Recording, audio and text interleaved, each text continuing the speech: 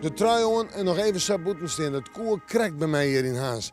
Maar dan moet je wel een beetje uit de wind staan. En dan voel je gewoon dat die zinnen kracht heeft.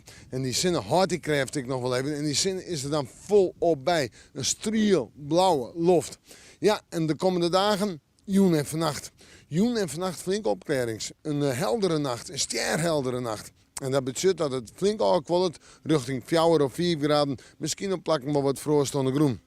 In het kustenwaardgebied ligt de temperatuur hoger, 6 of 7 graden. En de wind nog altijd nu het eerste komt, matig, krijgt 3 verder op de provincie. In het kustenwaardgebied een krijgt 6, wat is een krachtige wind.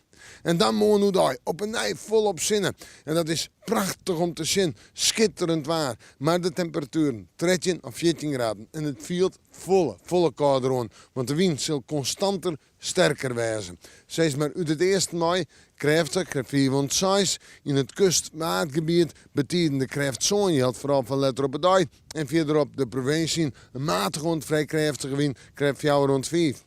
Wel een prachtige ondergang van de zinnen. En dan terug naar de dagen die volgen. Tonsje, hoe daar nog? Flink wat zinnen. Wat volop zinnen. Temperatuur, ik denk zo'n 14, 15 graden. Zeggen we dan naar de vreed, dan hebben we uit en terug ruim of licht ruim. Dat begint maar een paar buien in de nacht van Tonsje op vreed. En de temperatuur zo'n 16, 17 graden. En op sneeuw, zo'n zandje, misschien op plakken wel 18 graden. Komt de zinnen weer eens even te vastgaan. Maar ik nog altijd een bui of een buiken. We maken morgen maar weer even in het koude waarsje.